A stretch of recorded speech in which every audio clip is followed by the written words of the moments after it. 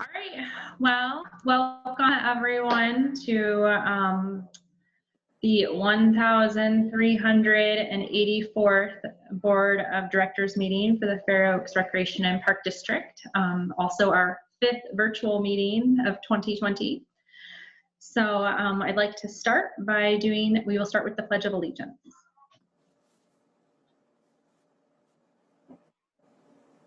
Oh, do we have the screen share or? John Wayne. I pledge allegiance to the flag of the United States of America and to the republic for which it stands, one nation, under God, indivisible, with liberty and justice for all.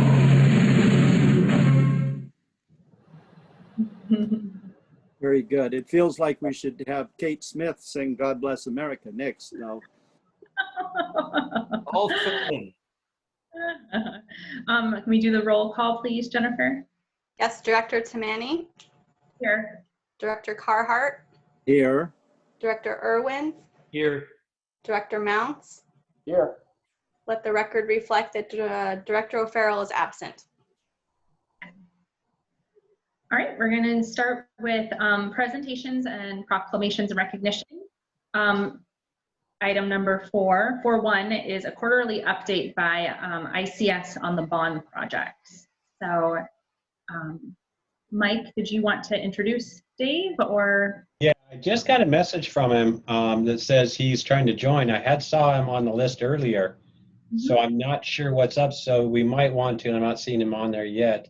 You might want to just go ahead and move on to the next and see if we can catch him up on the other. Okay, let's move to the next presentation then. So our next presentation is a staff presentation on the new Fair Oaks Rec and Park District Child Care Program. So Katie?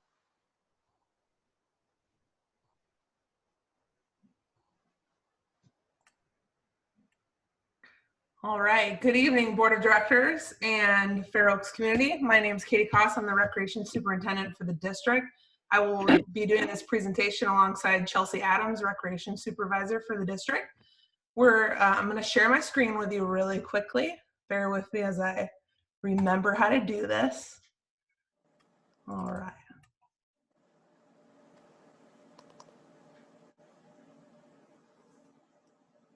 Okay, can everybody see that image? You can see your documents folder for your desktop. All right, but no image of childcare. It shows the slides. It shows 3. FO Childcare slide 1, 2, and 3. All right. Slide view. Yeah, they're in there. It's if I do slideshow, it'll go through them very quickly. Ian, any suggestion on a better way to do it?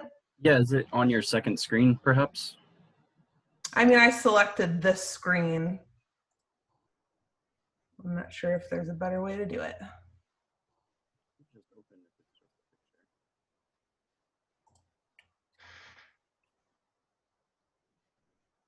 Well, I guess we'll go without slides then.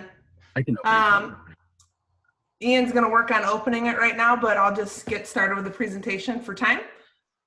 We were asked to just give a quick update on childcare that we're offering this fall. It's a new program. We were approached by the San Juan Unified School District probably about a month and a half ago, once they had realized it was highly likely that it would be distance learning for the first 2 months of the school year. They reached out to all the park districts in the area asking if we would be interested in helping to offset the childcare needs while the students are distance learning and provide a resource for those parents who still need to work during the day. So the staff got together alongside Mike and created a fall childcare program. And so that's kind of how we got started. It kicked off this week actually with basically a beta testing kickoff week. And so we are about halfway full for the McMillan Center this week. Our staffing structure is, of course, Chelsea Adams leads all childcare for the district, and Mary Katalika is our childcare director, and they're doing a wonderful job. We did go out to hire for some part-time staff support. and they are all hired on, and by all I mean 5, 1 for the preschool and 4 for the childcare program. We will start working that staff slowly as our registration numbers increase. We have multiple weekly options and very flexible. So we offer a full day session from 7:30 to 5:30. We offer 2 half-day sessions, an AM and a PM. And then we just added, kicking off next week, a flex schedule option, which is just 3 hours. You can choose from either 9 AM to 12 PM, or you can choose 1 to 4. So we're really trying to take the feedback from the community and the parents that we do have connections with to offer as many options to help their schedules. So we're very excited for next week. We're halfway full already for next week as well. We have growth opportunity as the numbers increase. We have the options to move to the arts and crafts, and then also Village Hall and the clubhouse if necessary. We are doing COVID-19 safe practices, of course. We did another training with all of the staff with updated practices released by the state and the CDC recently. We do provide distance learning support and guidance. So they come with all of their login information and requirements from their teachers. All of the students have totally different distance learning times based on when their teacher sets that schedule. So the staff supports the students in getting them logged on and making sure that they're paying attention to class. And if they have any questions with any of their homework, we will be there to support them with that the best that we can. We're doing silent sustained reading and writing time, fun science and exploration activities, recreation-based physical education, and of course, fun. Ian, if you can move me to the next slide. Can I ask a question before we move to the next? Absolutely. Slide? Can you move back to that slide? Sorry, Ian. So as far as the people that are signed up currently, is it predominantly all of those in the district, or are we seeing out of district people signing up? In the district. Mm-hmm. Okay. And then as far as the COVID-19 aspect, so what we're doing is just what already is out there as far as the current guidelines and regulations. Is that correct? Yes, there's guidelines from the CDC and the state on the minimum of what you need to do. For instance, only wear masks when you can't maintain 6 feet. However, we're asking the students to wear masks when inside, even if they can maintain 6 feet, just because of the tight enclosure that the building provides. So there are some things that we're doing on it in addition, just to make sure we maintain a safe environment, some extra cleaning protocols, and why we're doing it as 2-week sessions is to keep the same kids together for a longer period of time instead of introducing new kids on a daily basis, which just increases the odds of exposure. So we're taking some additive steps. So yes, to answer your question, we are following those COVID-19 steps. I mean, obviously, like little kids, they like to touch everything. And obviously kind of what's just coming to mind is touching everything and making sure then that people are, continually going and then cleaning that. I mean, it's a lot of cleaning. I just want to make sure that everybody obviously is very on top of that. Yes, just like restaurants, we have a cleaning log. And so our staff fills out a cleaning log regularly throughout the day, especially at the beginning and the end of the day, but definitely throughout the day. We clean doorknobs to bathrooms, doorknobs to the inside and outside of the facility. We also purchased cardboard dividers. So when the students are working at the table, they have their own space. If they sneeze or anything, they're kind of in this little square space of their own. And it also helps them focus and not get distracted. So yes, we are doing everything possible. We also ask them to bring their own food. We no longer provide food. It's just another safe practice. So yep, we're doing everything. And we encourage parents to always give us advice too. If they feel like there's some stuff we could be doing, we're open ears. Great, thanks, Katie. Thank you. All right, and so I'm sure you don't want to know the whole schedule, but I did list it just so you can see what we're doing. Now, I'll just point out, if you pick any of the half day or the flex schedule, you're going to pop into our program somewhere in the midst of all of this. So when a student comes in, let's say at 9 o'clock, they're just going to pop right into that 9 a.m. quiet time and schoolwork. We're really flexible with their needs again. So we're catering to their school time and their needs, and also having group time together. So right now, because our numbers are not massive, it's a good learning curve this week for us to work the staff through, having the kids and the transitions from quiet time to snack time, and making sure all those cleaning protocols and all of the distance learning logins are happening. It's a rough learning curve for the parents as well. So we were ready for that, just the different logins and expectations depending on your grade level. So that's a schedule. And again, Chelsea Adams and Mary are rocking the program with an awesome part-time staff. And we are also having our 2 rec supervisors, Nick Davison and Sabrina Bernardo, also support so that we can minimize some of those part-time hours for the beginning of this program until it gets off the ground and running. So it's been a real team effort. Next slide, Ian. Chelsea, I'm going to have you just walk them through what our options are and see if there are any additional questions. And then you can tell them about what's happening tomorrow. Yes. So currently, as Katie had mentioned, we are trying to be as flexible and open, and we're taking all feedback we receive the best we can to help our parents in our community, because we know there is a need. We also understand everyone's figuring out their stuff, so we're kind of taking that feedback and changing it as we go. But currently, we are offering 2-week sessions. We have our full day option, which goes from 7:30 to 5:30 and is $429 for 2 weeks. And then our half day option is 7:30 to 11:30 or 1:30 to 5:30, and that's $215. And then we just released our flexible schedule today, which will run 9 a.m. to 12 p.m. or 1 p.m. to 4 p.m. and that's $165. I do just want to plug in here, Raymond James, with what you asked about like COVID and things like that. We do use EPACT Emergency Network, so our drop-off and pickup is completely contactless. We take the children's temperatures before they exit their vehicles. We track their health screening questions. We make sure that they're okay and that they're available to come in and healthy to come into the facility before they even exit their car. The parents have really loved that. It's all documented, so it's been wonderful. We're having a great time, and we love it. If you're available tomorrow at 8 o'clock, Mary and myself will be featured on Good Day Sacramento.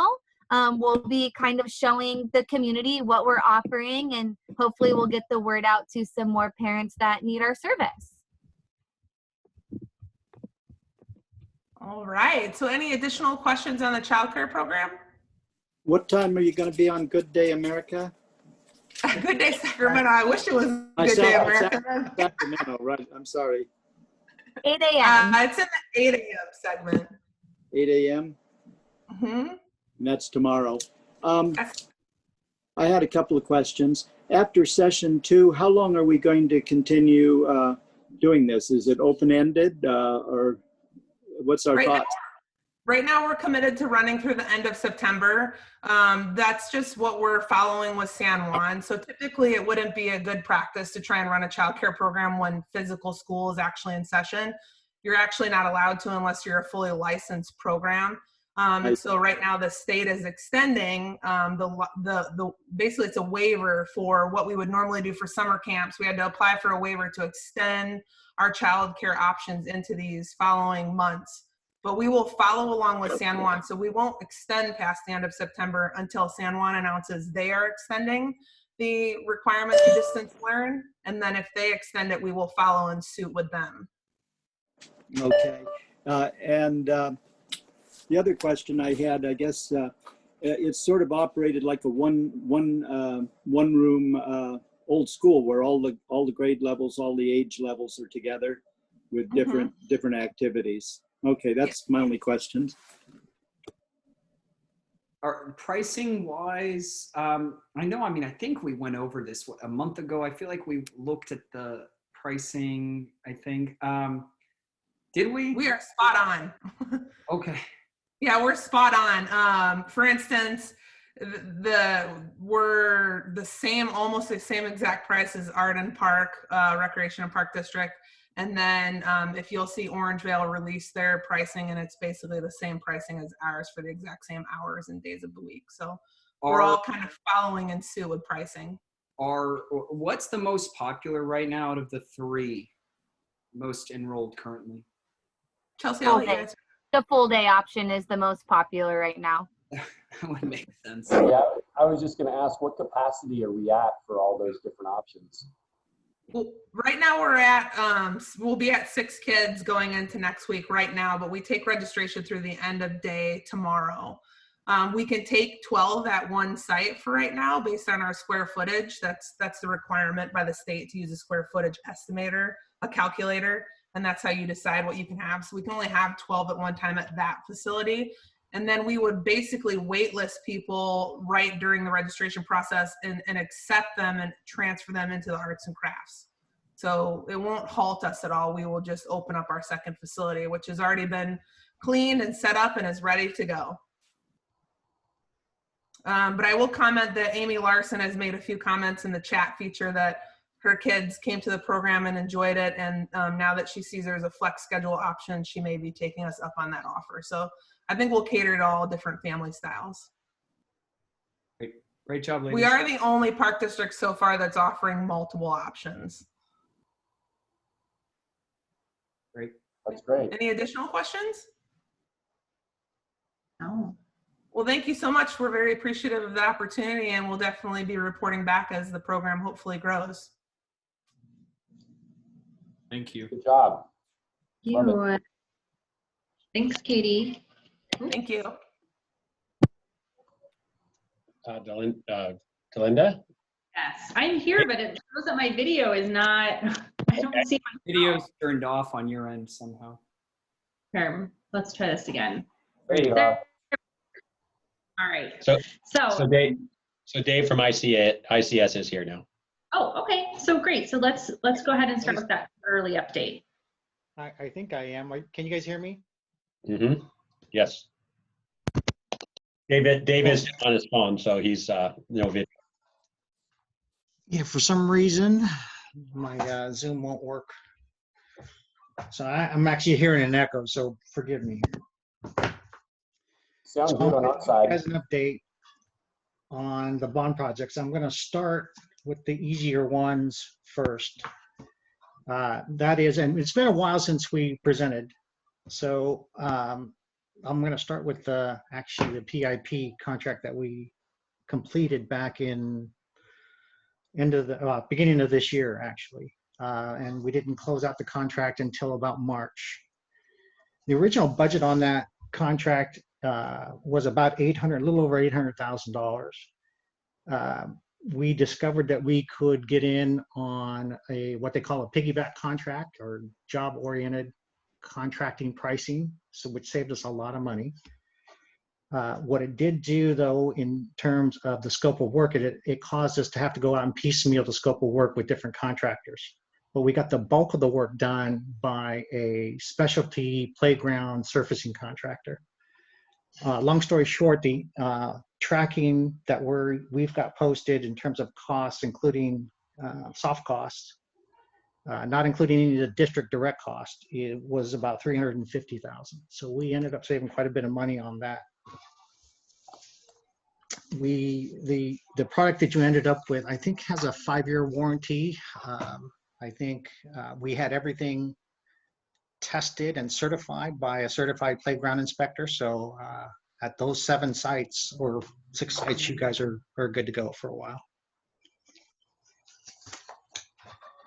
Excellent. The next one I want to cover is we'll do the easy one first. We'll do Swallow Way. Before I do that, Phoenix Park has been put on hold. You guys are in negotiation with the San Juan School District for possibly relocating the ball fields to an alternate site. So that leaves basically Swallow and Village Park. So we'll do the easy one first. Swallow Way, we've got design drawings done, and they are at Sacramento County for plan review.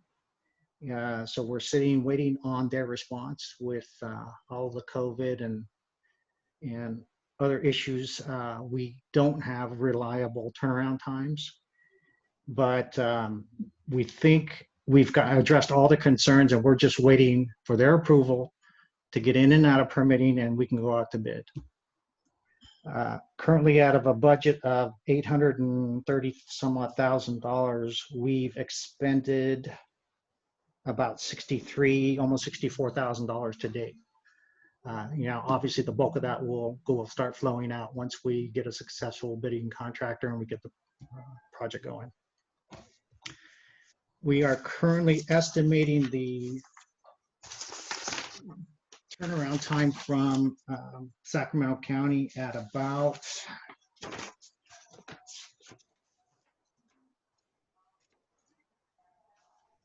we've given them actually until June.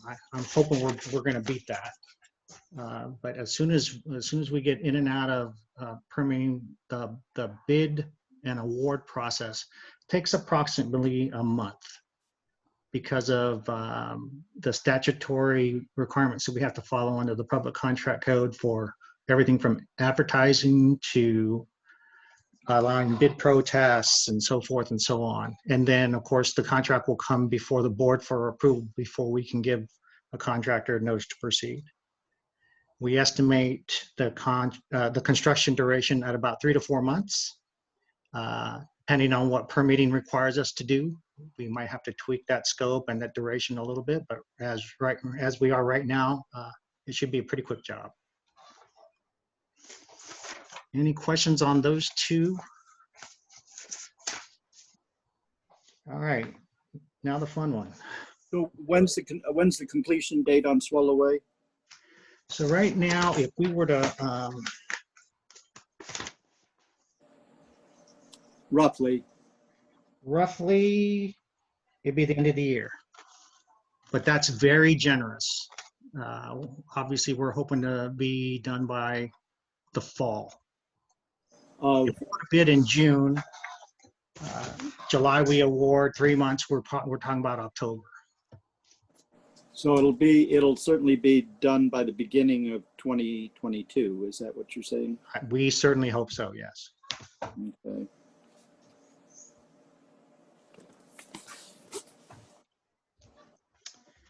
Okay, so with Village Park, since we've last talked, of course, we know what happened with the proposition money disappeared. So you've decided to go ahead with the amphitheater as well as the park site. And then in the recent months, we've added the renovations to the clubhouse.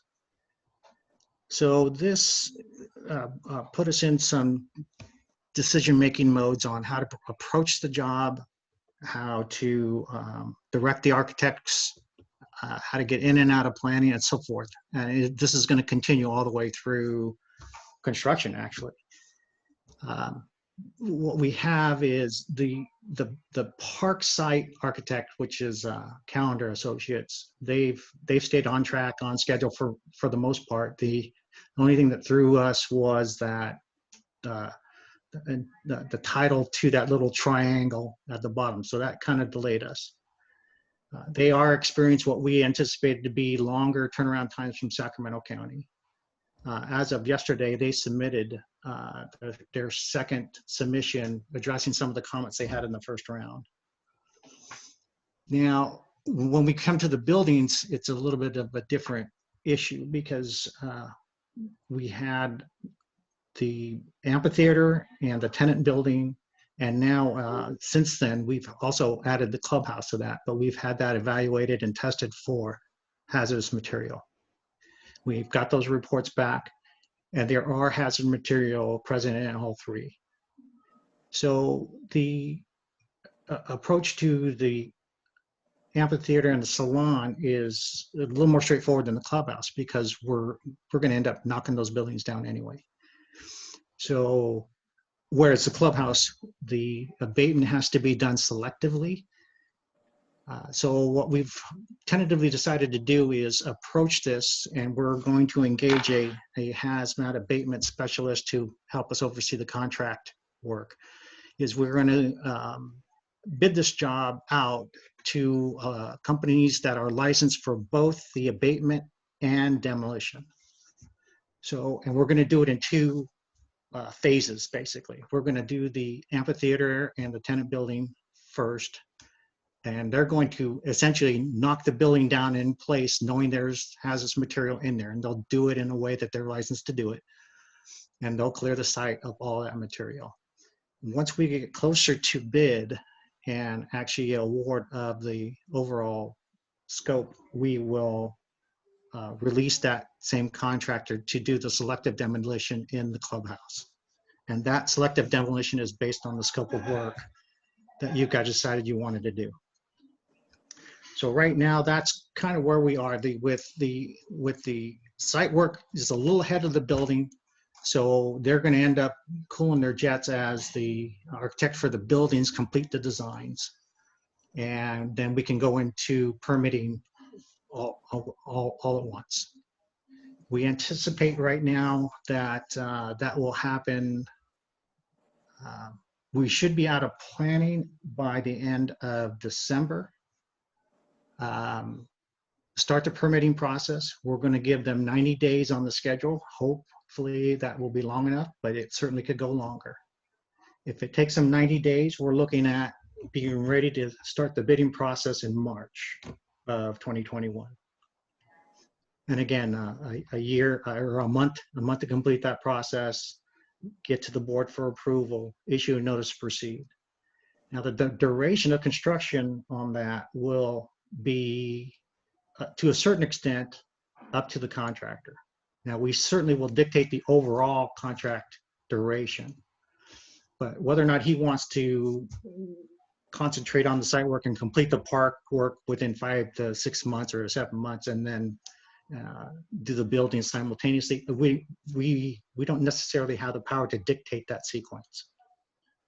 We will certainly make our desires known if we have one, but all we're really concerned about is they complete the entire scope of work within the time allotted.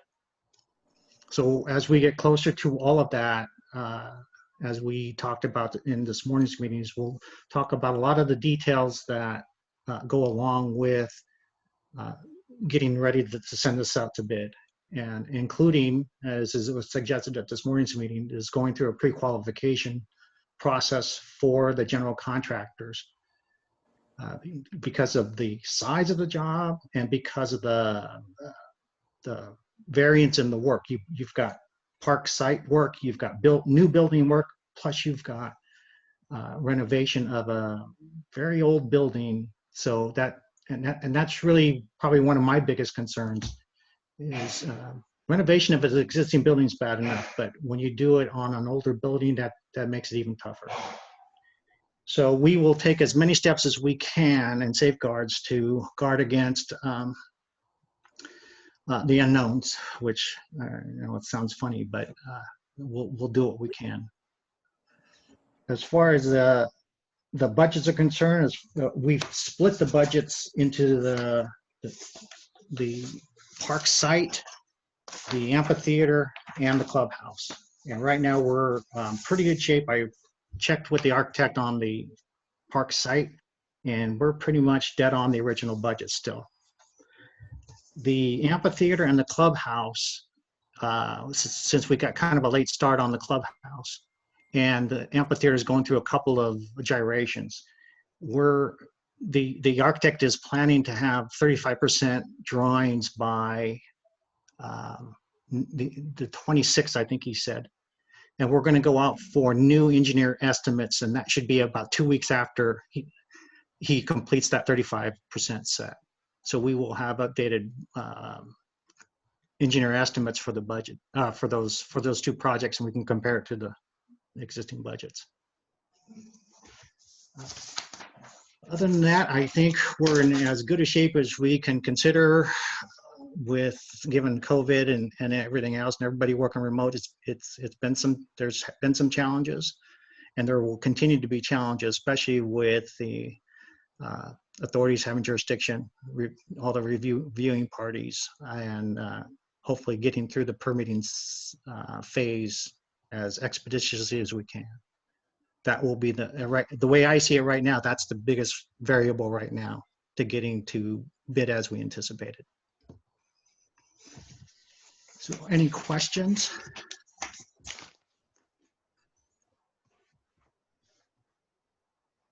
Terrific.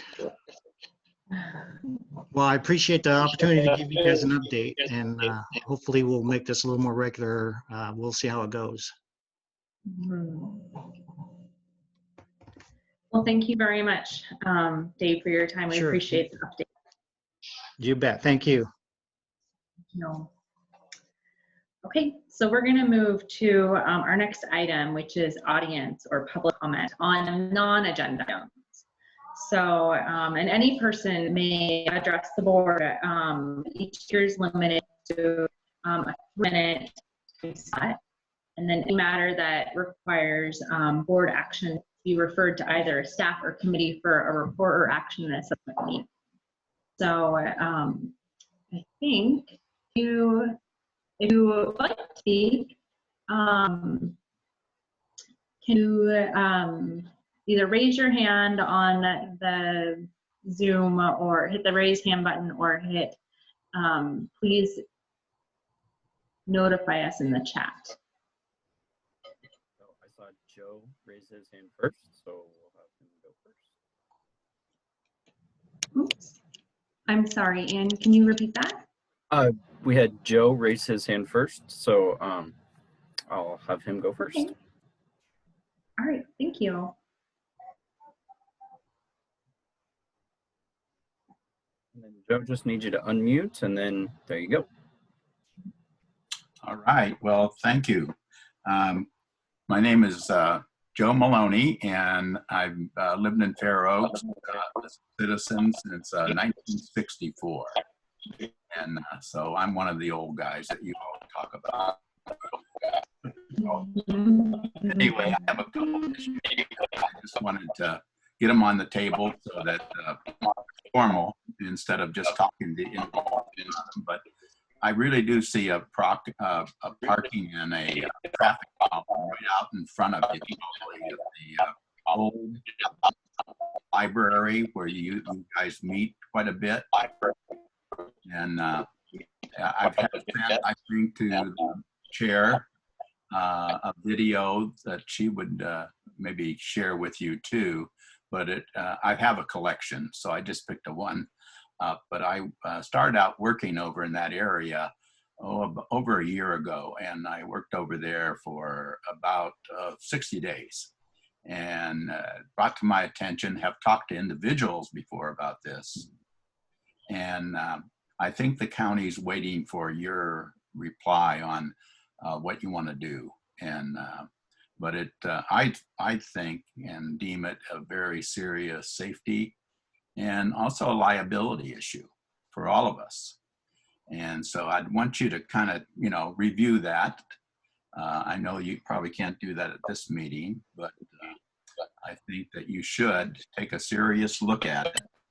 And so as a citizen here, I'm in the middle because it's on your property, but it doesn't affect the county, which is traffic person. And so I think it's going to take you talking to one another a little bit and encouraging the county. At this point, they just said, well, I could go out there.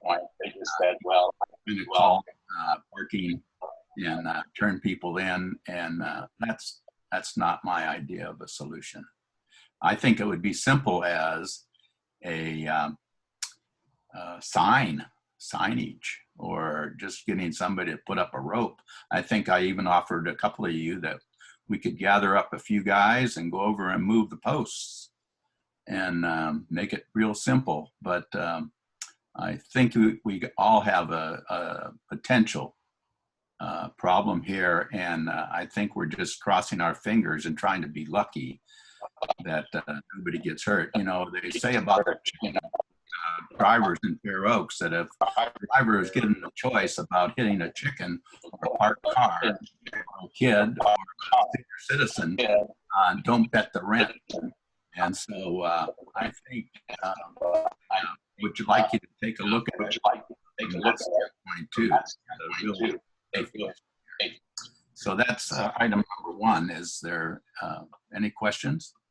Yeah, Joe, the parking issue, is this where you turn the corner onto Temescal, where they park?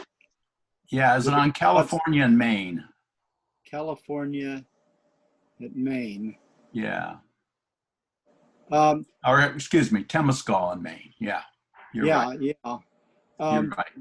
Aside from bollards in that area, I wonder, we have we have park patrol who issue a lot of parking tickets and things. Maybe if you haven't already, Mike, you can alert them to be on watch.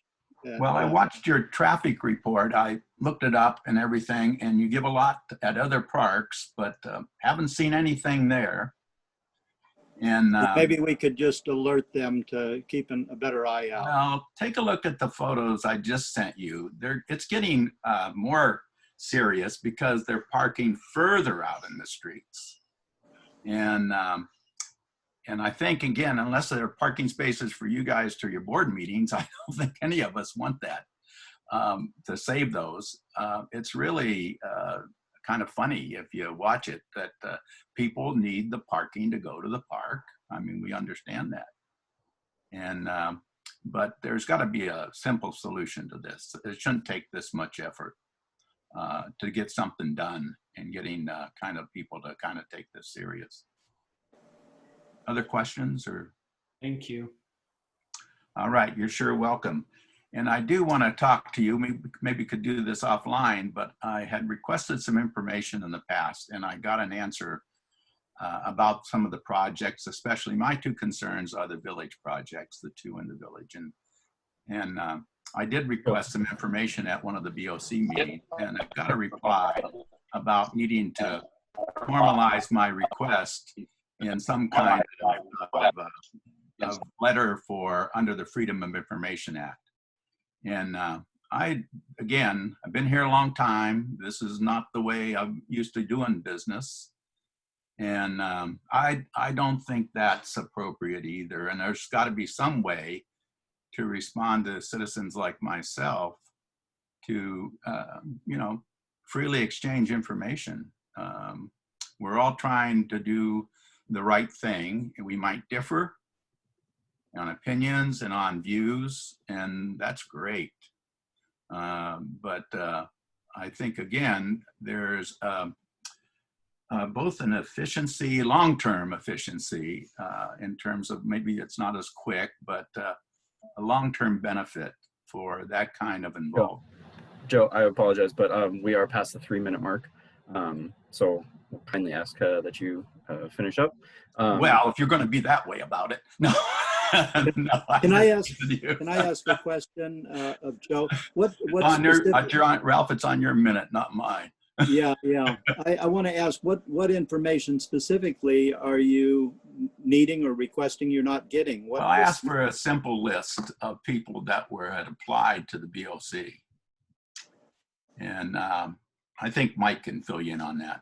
Yeah. And once we're specifically on giving out personal information, names, things like that, I would really suggest that we do a public records request. It just covers everybody. And it's a pretty simple form, but it would then comply with all the requirements that we have to do. A public committee?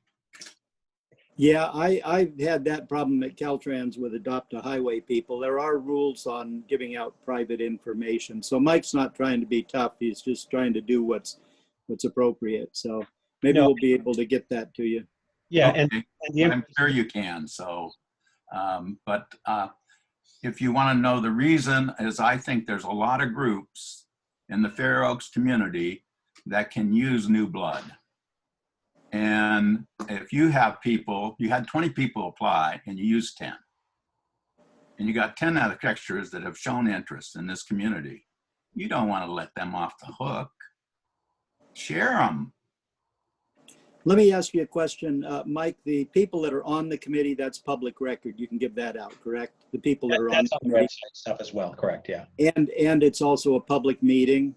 Yeah. Mm-hmm. Yeah. So what's lacking is information on who might have applied. So okay, thank you. Well, do they sign something that when they apply to a public committee that they don't want to share that other than with the agencies? Is that what you're saying to me?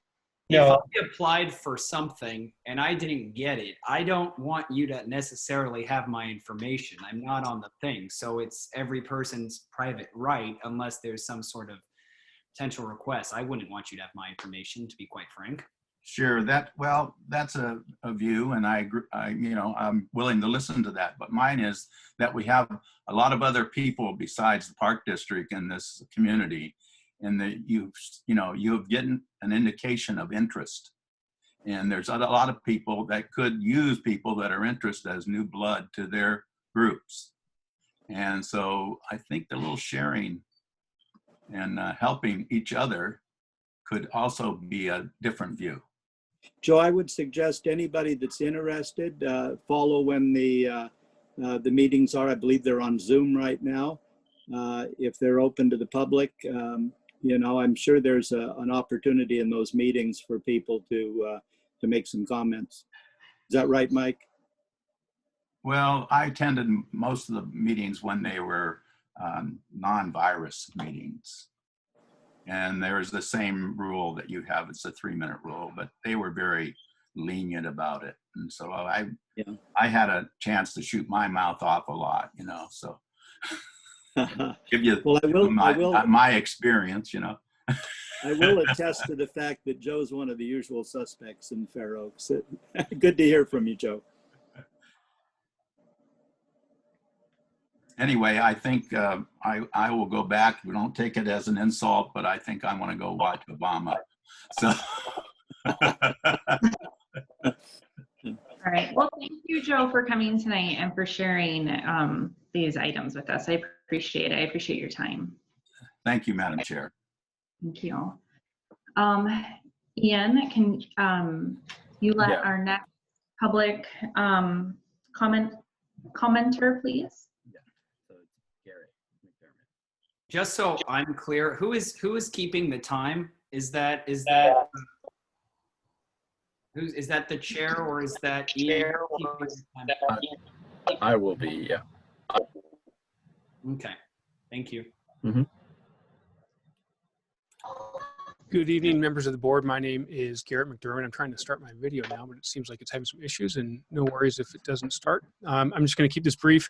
Hopefully you all know me, and just want to say thank you so much for all the work you guys have done with the park in general, and specifically with the bike park. And I've been trying to take a lot of video and show how much use the park has been getting. So the bike park seems to be an amazing hit with people in the community. It's just been getting so much use. And for such a small investment of the $30,000 to put in that pump track, we definitely have hopefully gotten our investment, return on investment back very, very much so. So what I'm coming to you tonight for is to hopefully expand on or improve what we've done there. We've put in a dirt pump track. As I said, very minimal investment compared to other parks that are going on in park development in the district, like Swallow Way and the softball fields. So if you are able to, and I'm trying to keep this brief, but I, under direction of Director Carhart, wanted to share some pictures of what I've done. So if you're able to look on your, if you have another screen on the Fair Oaks Bike Park page, there are some pictures that I've done, just a rough sketch of some amenities that we would like to add to the bike park. And then also, one important thing that isn't in a drawing is the sprinkler.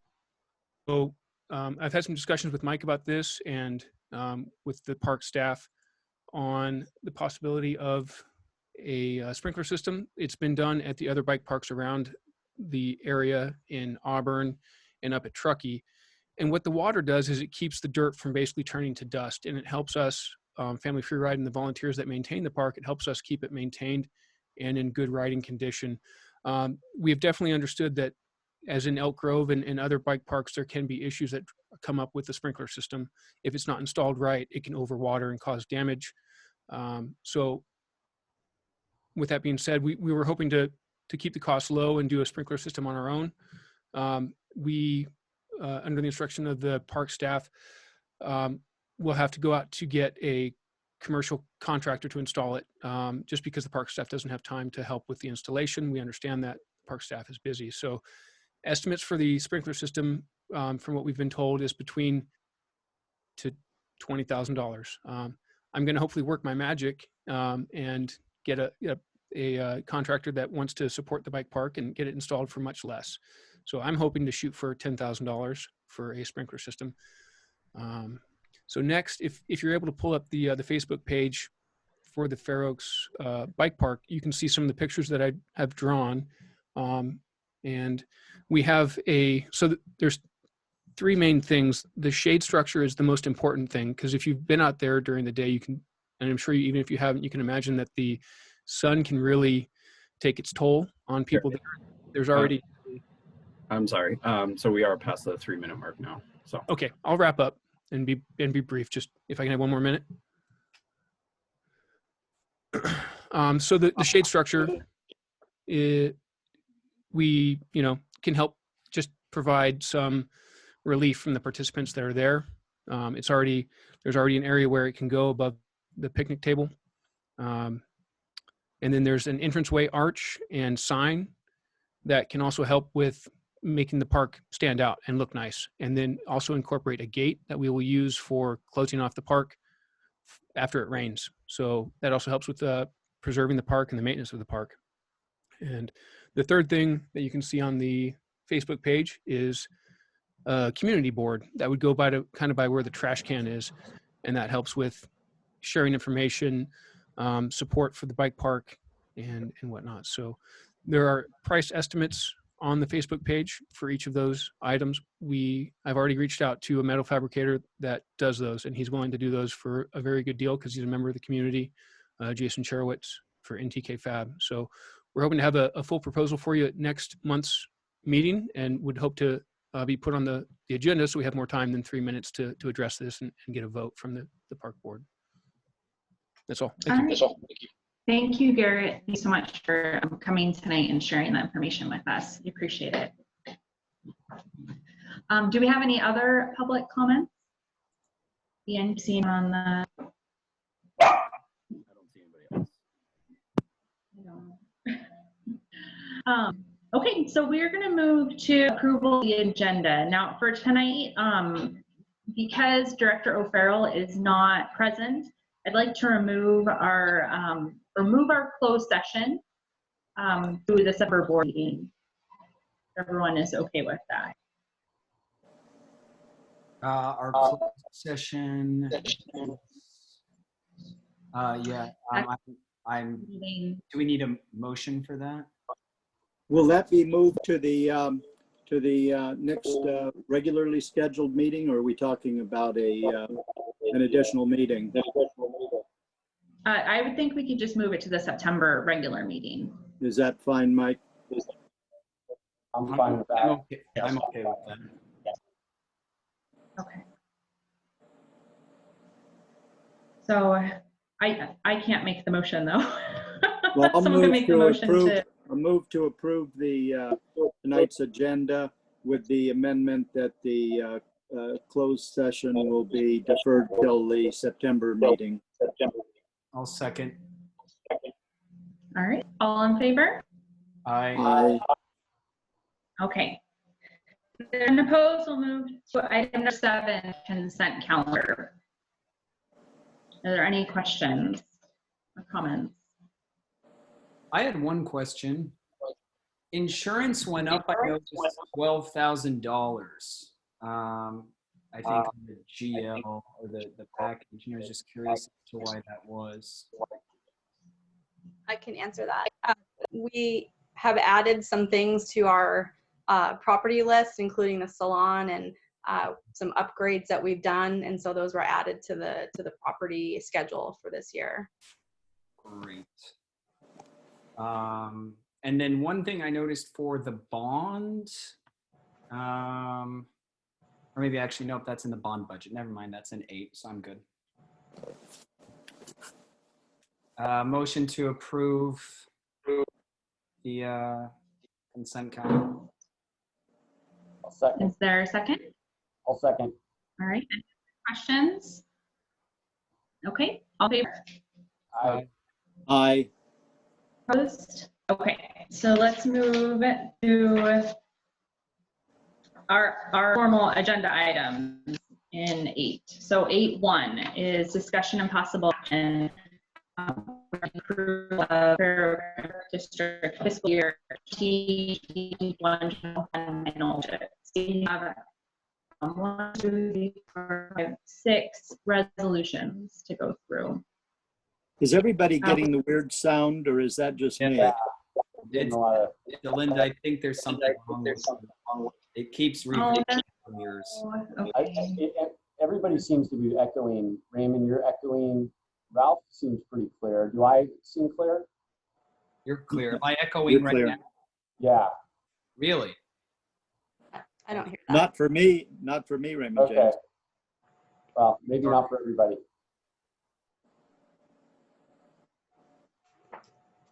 Okay. Everything virtual is dicey still. It's the weird atmosphere we have outside. It's screwing everything up. That's it. Okay, so the final budget. This is our presentation on the 2021 final budget. My name is Jennifer Larkin. I'm the Administrative Services Manager here for the district, and I'm going to present this to you for your consideration tonight. You did just pass a preliminary budget back in June, so it's mostly the same, but I'll go over any changes that we've made and leave those up for your discussion. But I wanted to start first with just talking about the end of last fiscal year 1920. Now that we have all of the information into the county and we have all of our final data, I wanted to just give you a high-level overview of this. In your board packets this month, you did get this in more detail in your financial documents. So there was an end-of-year budget actuals with each line item that you can look through. If you have any questions, I'm happy to answer those. But we'll just go over the main categories. For salaries and benefits, we had budgeted a little over $2 million. We spent a little over $2 million. We actually spent more than we budgeted by about $6,000. The difference there is that we paid out some sick and vacation terminal pay that we don't typically budget for. And so that did put us over our normal budgeted amount. For supplies and services, those are our general operating items and contracts and services that we use day to day. We budgeted $1.4 million. We spent $1.2 million. We saved about $240,000. The bulk of that, well, some of that was our contingency. You had about $48,000 left. That is included in that number, as well as all of the savings that Recreation identified and that instructors that we didn't pay and programs that we didn't need to buy supplies for, as well as when we shut down, we didn't spend as much on a variety of things. So that's where all that savings comes from. Next is our assessment districts. We had budgeted $628,000 for collection for those 3 assessment districts. We collected $607,000. That number is a little lower than our actual number. We did have some money come in right at the very end of the fiscal year that did not get transferred in before the end of the fiscal year. So that number should be a little bit higher, maybe about 10,000 higher than it is. But the difference between what we budgeted and what we actually brought into the budget was about $20,000. For our tax revenues, we had budgeted $1.8 million. We actually brought in $1.8 million. We came in very close, a little bit higher, $4,000 over what we budgeted. Our interest earnings, I had budgeted $8,000. We actually brought in closer to 11, so almost $3,000 extra there in interest earnings on what we have in treasury. Our facility rental revenue, we had budgeted $120,000. We brought in about half, close to $54,000. So we were down about $66,000, and that was primarily due to the fact that we had shut everything down between March and we're still not renting facilities. So that was a big hit to the budget. Our program revenue, that's our recreation revenue. We had budgeted a little over $500,000. We brought in $285,000, leaving us negative about $219,000. That again, we had to shut everything down for the last 4 months of the fiscal year, which are definitely our busiest months of the year. So with all of that, the bottom line is that we spent $47,000, almost $48,000 more than we brought in revenue. And what the county does, if that happens, is they take that out of our carry forward fund balance, which is basically our savings account. In years when we have an excess, that money goes in there and it sits until we use it for something, or in this case, then we need it to balance the budget. So in a normal year, that would be bad. We would not be happy with that. In this particular year, considering everything that, you know, we had to close down and all the revenue that we did not realize, all the refunds that we had to do for things that we had anticipated doing and then not being able to do, $48,000 is actually pretty good, and I was pretty happy when I saw that number. So we did not have to dip into reserves, which was my 2 a.m. cold sweat nightmare. This is where we started for fiscal year 2021. Do you guys have any questions or any comments about any of that? And I think you're probably going to get to it. So just tell me if you are, Jen, but I'm just curious based on now, because I don't quite remember. And I was just trying to look and pull it up, but I couldn't see it really quickly. But what we have now budgeted for 2021 for those areas. So this for the facility rental and then for programming. Yeah, you'll see that is significantly reduced. Good. Significantly for next year. So, and it hasn't changed from the preliminary budget. So we left those numbers as is. One of the things that we did not anticipate was doing the after the school childcare. That's a source of revenue that may help us out in terms of, you know, not something that we initially budgeted for. But you know, there's not a great way to budget any of this right now because we really just don't know what we're going to be able to do. So, but you'll see those numbers in just a minute. All right. So we made some changes to revenues based on actual numbers and based on some other information.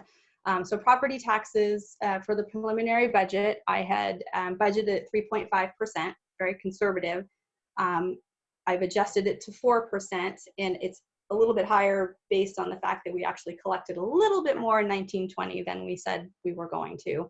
So we added $11,000 there. The main reason that we adjusted that was because there was some legislation that was pending during the preliminary budget that would have allowed people to request reassessments based on COVID. That legislation did not make it out of committee, so we don't have to be concerned about that. So we were feeling a little more comfortable adjusting that upward a little bit. Our interest revenue, I budgeted it, I don't even know what I budgeted at. I think 10,000 or 8,000 based on what I usually put in. Based on our actuals, I increased that another 2,000. And then you'll notice when we get to it, our miscellaneous revenue and our in lieu tax revenue, those numbers increase significantly, but that is because those are where we're going to bring money in from other funds for capital improvements, which were not included in the preliminary budget, but they are included in this one. So it makes our budget much bigger. All right. So here's just a breakdown of all of our revenues. You can see that our taxes make up almost half of our revenue. Assessment districts about close to a third. And then everything else is rec revenue down here where it says charges for services. Right here, 344,000. That's a significant drop from what we normally budget. Miscellaneous revenue, that's all money coming in from impact fees, hopefully Prop 68, other funds, that's for capital. Use of money and property, that is our facility rental revenue, our cell tower revenue, as well as, I'm forgetting something, interest. And so I did increase that by $2,000. Whoops, I went too fast. So here's just a comparison of prior fiscal years, so you can see that how the revenues have changed. Our property taxes, again, have gone up just incrementally. Pretty typical. Assessment districts, pretty much the same thing. You'll notice this year our assessment district money has significantly increased, and that is because we brought the new Gum Ranch assessment. You guys passed that. That will be included in this year's property tax bill, and so that will bring in additional money that we have not had before for that small parcel, the small area over in Gum Ranch. Facility rental revenue, you'll see, is at 37,000, pretty low. We're still, gosh darn it, we're still doing field rentals, to some degree. And we may get back to picnic rentals at some point. Sorry, guys. Recreation revenue, again, we lowballed it, 344. We're hoping that that will work. We'll definitely keep you updated as we move through the year. Those numbers may change. And then our cell tower leases, $80,000 is what we're expecting. I think Mike is in the process of renegotiating one of those leases right now, so that number may change a little bit. Why was that so much higher in 2018, 2019? Good question. We had gotten a signing bonus for signing a new lease of $18,000, and so that was just a one-time payment. Yeah, and that lease is not active yet because that was a signing for a potential new tower, and they have 2 years to construct that tower. So we're on hold waiting for them. Okay.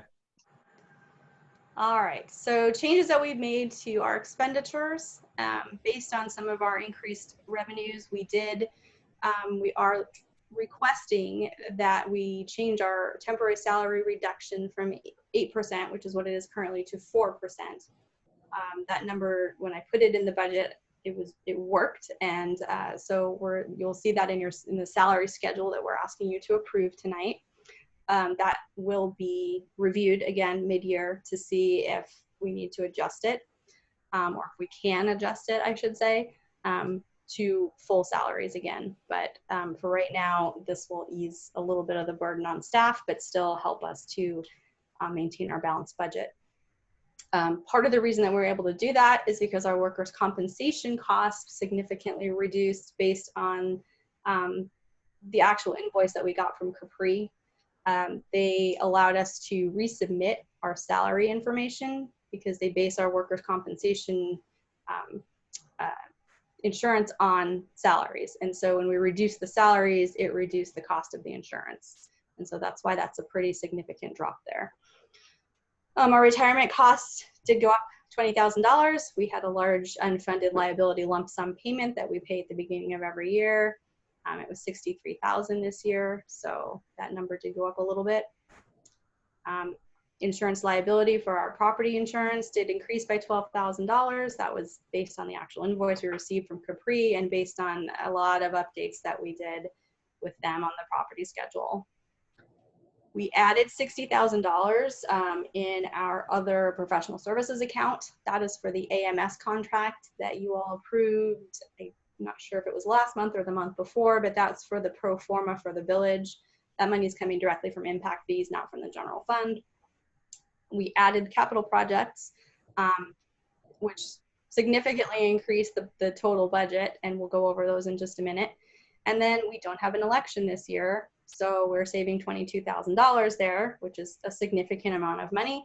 That money right now has been put into a tech fund, which is something that Mike has wanted for several years so that we can upgrade computers and all the other tech equipment that we're needing to use since everyone is still working off-site and we're having to do all of these great Zoom meetings.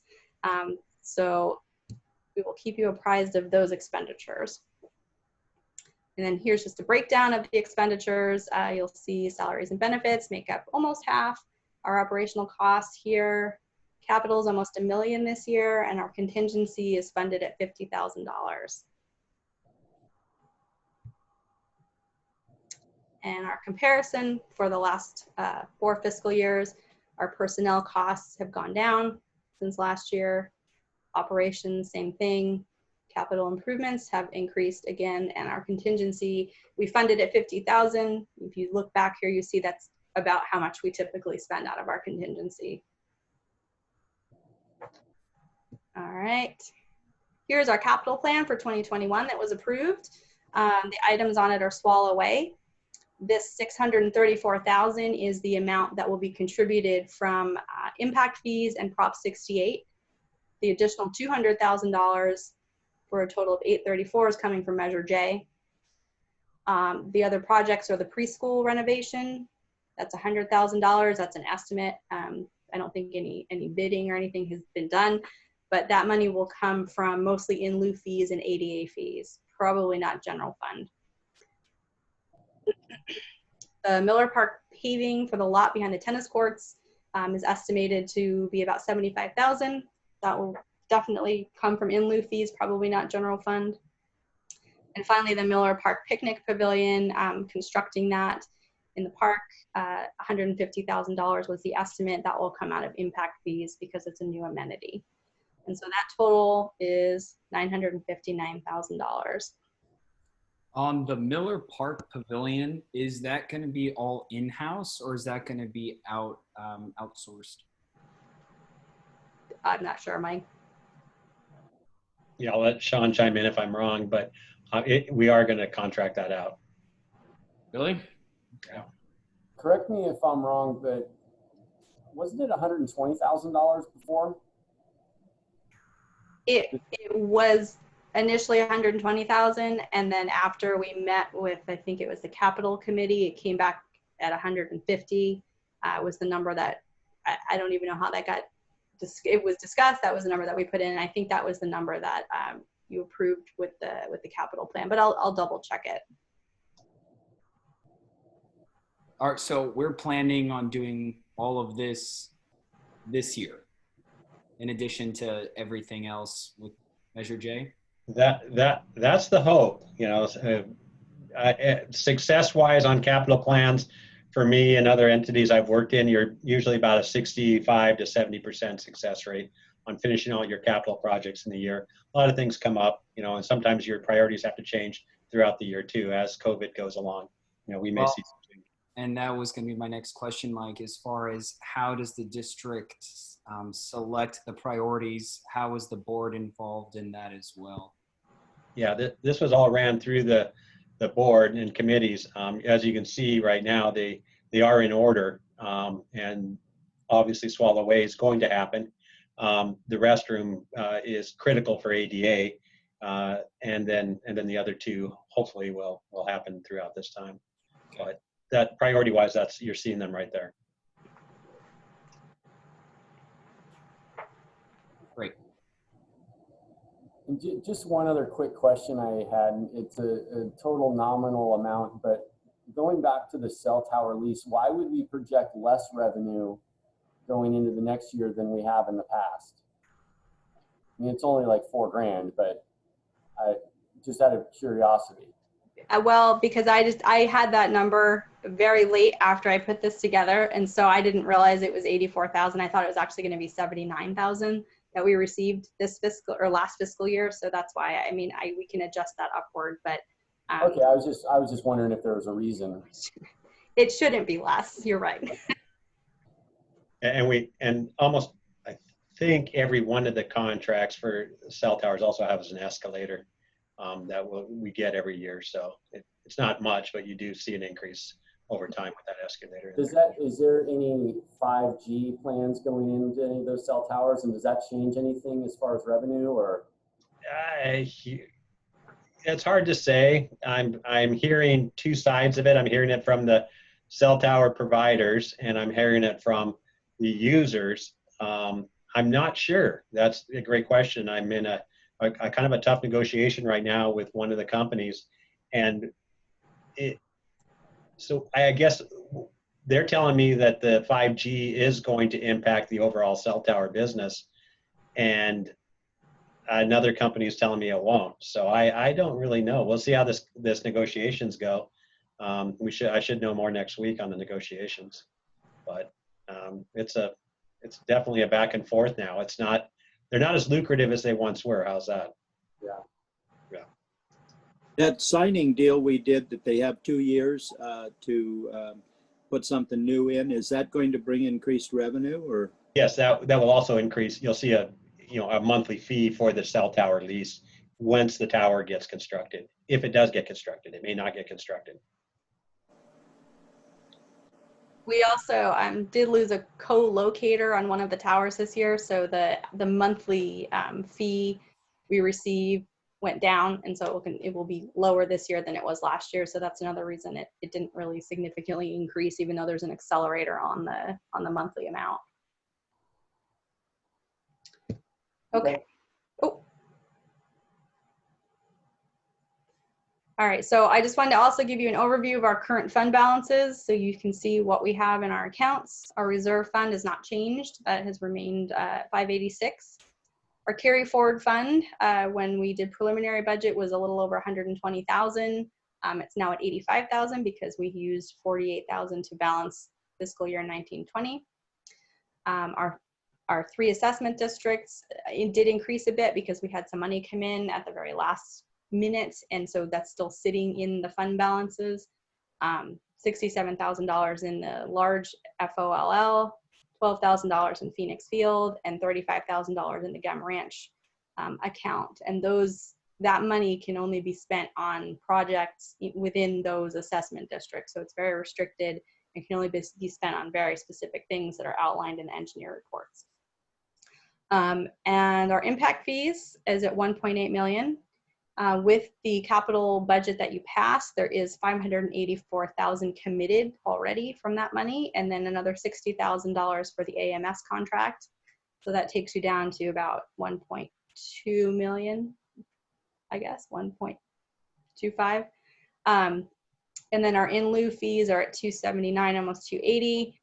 There was some money committed for capital projects. There's not a specific amount, so up to 175,000, you may pull money from other funds for those items that are earmarked in lieu, so that wouldn't be more than 175,000. So overall, in the bank, there's about $2.9 million. The majority of it is restricted to capital and very specific things within assessment districts.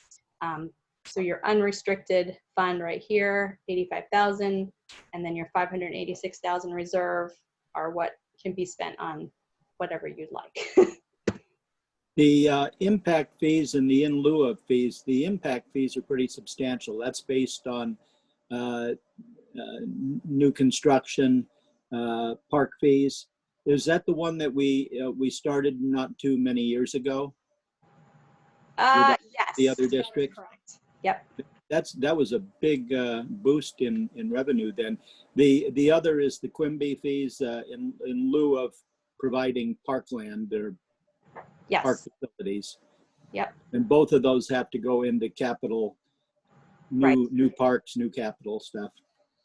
That is correct. Yeah. Thank you. All right, and so that's the end of the presentation piece. And then if there are any questions about any of the resolutions, or let me get out of this. I have that pulled up. Did you want to look at specific things within the budget, or did you have any questions? It's good to me. Now this budget is completely separate from the bond budget, correct? We'll be looking at that one next. Right. So this isn't our total money in and money out. How does this compare historically? This coming year is going to be quite a bit less in and out, correct? Because of COVID? Yes, well, except for the fact that we add a lot of capital. This is not the right file, sorry. So I'm just gonna pull up. And I guess that capital is enabled because we have those impact fees. That's why we've had a long dry period with no capital projects. I'm glad to see that. Yes, We've so a lot here, of things on the master plan and a lot of things that the capital committee has wanted to do, but finally we're able to start whittling away at that list. Yep. Good. All right, so here's the addition of the capital right here. So you can see that your preliminary budget was at 2.4 million, your final budget is at 3.3 million, and almost all of that is capital that you've added. We're not seeing your screen yet. Oh, that's weird. Okay. Oh, it says it's paused.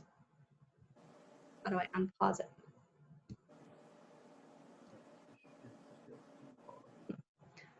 All right, well, oh, it's because it's protected. Ian, help. It won't let me share yet. Trying to share, I have one open. Huh. I've never had this happen before, sorry. Oh, here we go. But it won't let me show you my budget for some reason. It doesn't want you to see. Can you see now? No. No, it's just that same slide. I've got the budget up if you want me to share it. Sure, if you want to just bring up the, that's weird. I think you'll have to stop sharing on your side.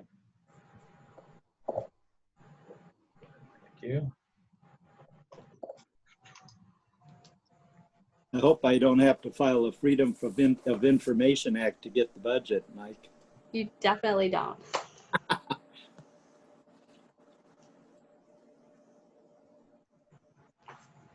What we're looking for? Yep, perfect.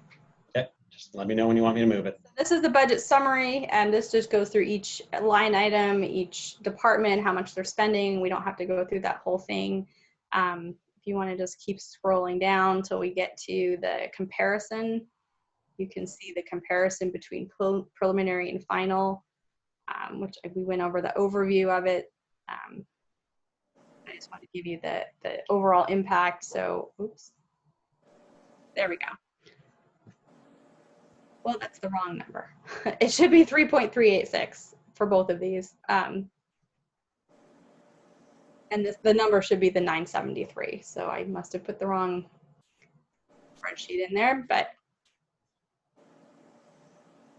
we went through each of the comments. I'm going to just scroll through those. If anyone has any questions about specific line items, happy to answer those.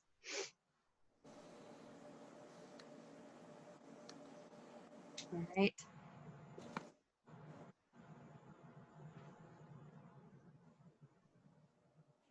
Everyone good?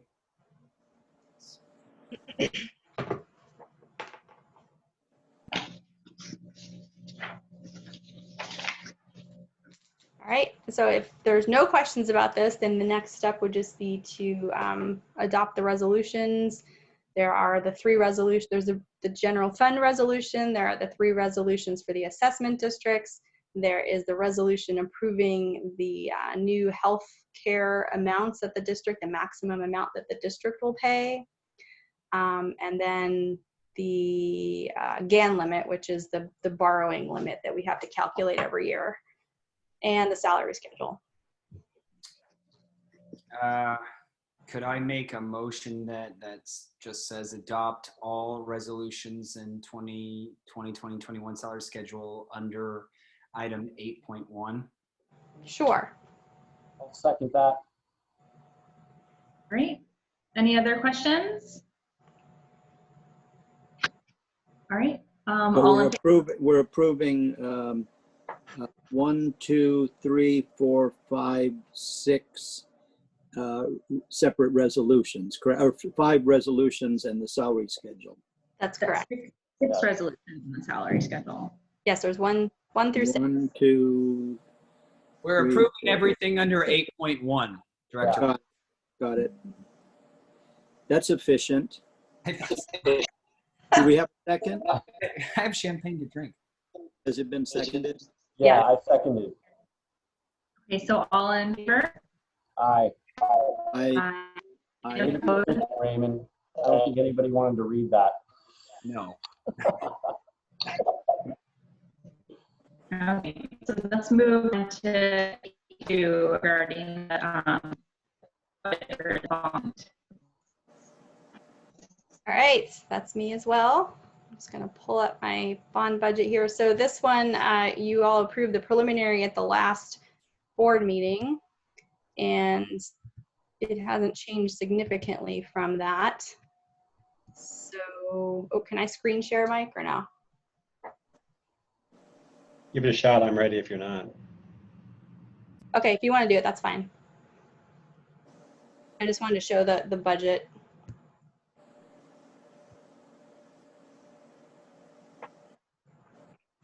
All right, so you had approved a preliminary budget last month. Oh, that looks weird. What are these weird numbers?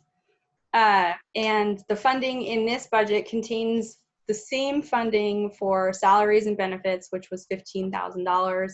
I did want to point out that we only used $1,000 of that last year, and that was just for Paula for when she does her bond oversight committee work. We did budget for Mario, but we did not end up allocating any of his time to the bond because it's just so intermingled with everything else he does. It was not not worth the time to try to separate it out. And then if you can scroll up just a little bit, Mike, to the, yeah, right there. So, and it also includes funding for all of the projects that are either starting or will be starting. The Swallowway Park project, $122,000. That is the $200,000 that you had allocated for Measure J minus what's already been spent is at $122,000. The Village and Plaza Park renovation, that amount is the pre-construction cost because construction is not started yet. Once the construction documents are done, we'll know better how much we'll be needing to spend, and then that number will probably change. The community clubhouse improvements, that is the full budgeted amount right there. That's all the work that needs to be done, soft costs and construction costs. Phoenix Park project, again, just the pre-construction expenditures, and the amphitheater, same thing. Those are all numbers from the ICS budgets that were attached to this report minus what has already been spent in 1920. I've got a question. This is the money that we will spend in fiscal year 2021, okay? Yeah. You mentioned the community clubhouse. Since that contract is all one contract, how does that work? I mean, presumably the whole contract for the two parks, or the whole park and the clubhouse and the amphitheater will be, some of the money will be paid in 2021, but some will spill over, won't it, into 2022, and some is spent obviously this year. Yes, these are. Why can the clubhouse all be done in the 2021 if it's one contract? Well, they have the projects broken out by per project, and so Mike and I went back and forth about how to do the budgeting for this, because it's such a slippery little beast trying to figure out, what's going to get spent when. He felt that the clubhouse project might be done this fiscal year, or at least started on. Am I wrong about that? Yeah, actually, I think based on that kind of project and what it is, it has multitudes of little vendors in there that will be under contract with the majority of them at least. And so there'll be encumbered funds, not necessarily spent funds all the way through, but I believe we should have all of that encumbered by the end of this fiscal year. And if I'm wrong, we'll carry it forward. Yeah. Well, the thing is, it seems to me like Village Park, community clubhouse, and amphitheater all ought to be lumped together, all that money added together, because that's the portion of the total project that's going to be spent in this particular fiscal year. I guess you. It is all lumped together. If you go, Mike, if you scroll down to the actual budget, you'll see that it's all under one account. Okay. Keep going to the capital. It's a long way down. There it is. Go back up. So this for a little bit more. Up more? A little bit more. Yeah, right there. So right there, right there, the structures and improvements category, that's $4 million. That is one lump sum, but you'll see that it's broken out per project over there on to the right. And that number is definitely going to change over the course of the year. And any changes that we make, we're going to have to bring back to you as a board to approve anyway. So this is our best guess. Uh-huh. So it looks like, that's all of it in one thing. Yeah. 4.1 million. Correct. All right, and then I think attached to this also was each of the project budgets that ICS gave to us with their estimates for everything. Obviously the construction documents haven't been drawn up, the bids haven't been submitted, and we don't know how much things are actually going to cost. So we had to use the number that was approved by the board for these projects, and then work backwards from there. What was the 500K for outreach? What is that gonna get? That should be 50,000. If it says 500,000, that's not right. I'm pretty sure I saw 500,000, and I thought that was pretty. It's up in the other professional services account, Mike. Well, yeah, right there, 50,000. Oh, it's okay. Well, praise God. Well, that's better. But what's the outreach though for that? I mean, what's that encompass? That's if we have to do outreach for the Phoenix Field stuff, and we need to determine, use for that space if it's not going to be the softball fields and. Yeah, and also La Vista. I anticipate La Vista getting to the outreach phase this fiscal year. So kind of like a similar type thing that we did, right, as far as the meetings and prep and all of that good stuff. Yeah. Correct. Okay, great. Anybody have any other questions, or shall we?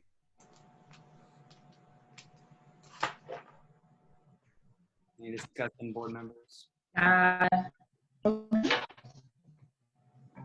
Well, maybe I throw out the motion. No? Are we not ready for that? Throw it out, Ralph. Okay. I move that we adopt resolution number 081920-07 for Recreation and Park District 2021 fiscal year final budget for bond fund 341C. I'll second. All in favor? Aye. So, and then we'll move to. Well, so Chair, what did you say? I didn't hear what you just said. Vote. Is anybody else? Your sound is not intelligible.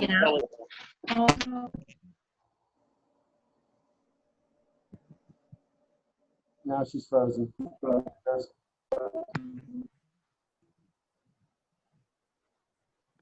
There she is.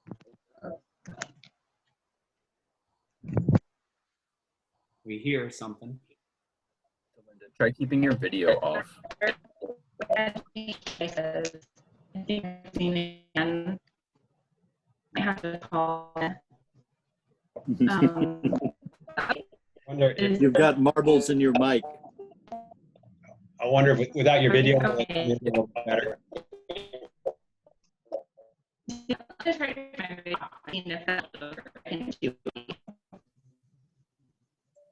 There we go. I don't got Keener. I think you're gonna have to call in. Okay. Sorry, everyone. Just a minute, I'm gonna call in.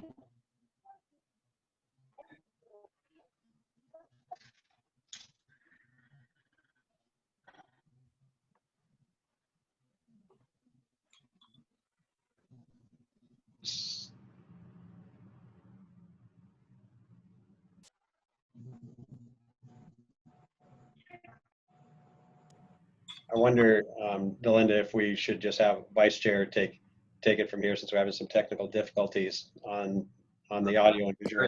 Here. John is the vice chair.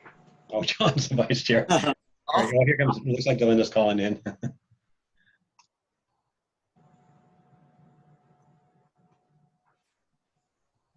We'll look back at this with humor in a few years. Or the next generation, when we're long and gone and they look back on this era, will just laugh at us. They'll say we were such geeks in this generation. So Delinda, you need to unmute yourself, so hit *6.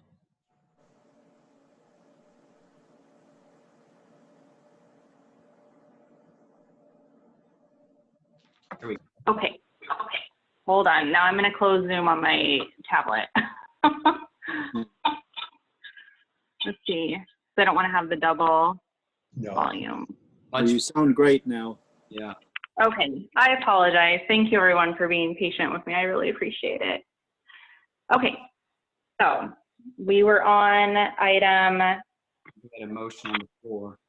We made a motion, yes. We made a motion on the bond with Director Mounts, Director Carhart, and Director Irwin voting 3 yes, and my vote was no. That was what I was trying to communicate to Jennifer. Oh, okay, so now we can move to our next item. So item 8.3, discussion and possible action on the change order with WMB for the clubhouse work. Yes, thank you. This is almost a housekeeping item, but it does have, since it's fiscal, it has to be a motion. You've already approved this. You were aware of the $3,600 necessary for us to get the quote for the possibility of removing the stage and from the clubhouse. You got that quote and you decided not to go forward with it, but we did have to pay for the estimation. So this is just the change order to the landscape architect firm WMB to cover that cost.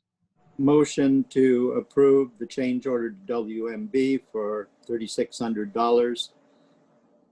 I'll second.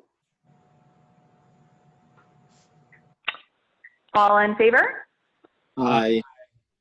Aye. Okay. That one was easy. Okay, so let's move to 8.4, discussion and action regarding the resident and non-resident fees. So is this Mike or Katie? This is Katie? me. All Good right. evening, board and Fair Oaks community. My name is Katie Foss. I'm the recreation superintendent for the district. I'll say that once this time on the next 3 board reports. So this is me. Tonight we're coming to you to basically do a little bit of a marketing rework and shift things to a more positive look. So traditionally, the district has had a non-resident fee. It's varied from $3 to $8 and then went up from 5 to 10 depending on the program area. As we've gone through COVID, there's been a lot of discussions on how to change the way you market that to be more positive, encouraging people outside of your community to come take classes and programs with you. At the end of the day, revenue is revenue, while also providing a perk for our residents. So what I'm asking is, number 1, to remove the term non-resident fee altogether. Number 2 is to implement a resident discount fee of 5% for the following items, which would be preschool, childcare, and summer camp. Number 3 would be to implement a resident discount fee of 10% off for facility rentals. Number 4 is to implement an active aging adult, or as some of you may call them, seniors, discount fee of 5%.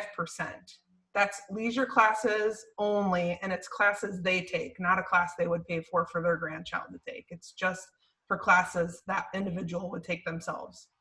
And number 5 would be to approve all remaining programs, i.e. leisure classes, that there's one fee for all.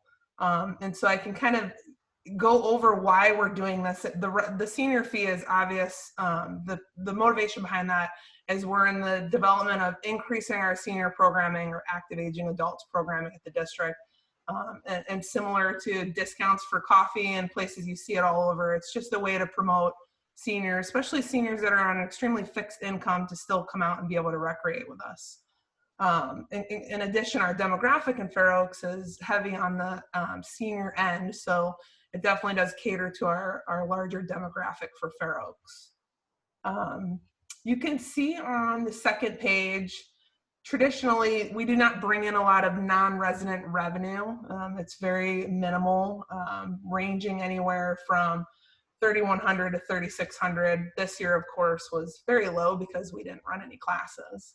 So it doesn't necessarily affect us in a large way if we remove the non-resident add-on fees. The 5% resident discount would be minimal for the summer camp, preschool, and childcare, as well as facility rentals. As you can see, for the program areas, it's anywhere from $10 to $33 on the large end. And most of the people that would benefit from this discount for the resident discount are people who spend their money with us the entire summer. So that is a great perk for them. That tends to be a lot of money, as well as preschool. That's a huge contribution revenue-wise to the district. So we would then be saying to our residents that this is a perk for you, that you get a discounted rate. As well as facilities, which I know we've discussed with Ralph over the years a lot, but it is nice to provide a discounted fee for residents. It also opens up the opportunity for them to rent sooner than other people just because of that cheaper fee. Doesn't guarantee it, but it definitely promotes that concept. That way our residents have access to our facilities a little bit easier than people who do not live in Fair Oaks.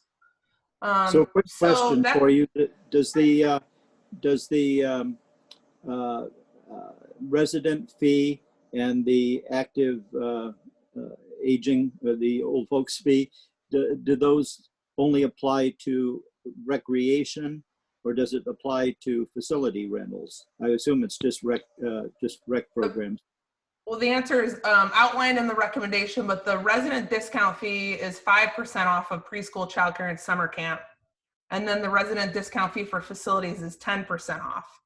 So if you look at an example of $95 an hour for the clubhouse, it's 10% off per hour or over your overall charge. Okay. And the senior, is that additional discount, or is it in lieu of?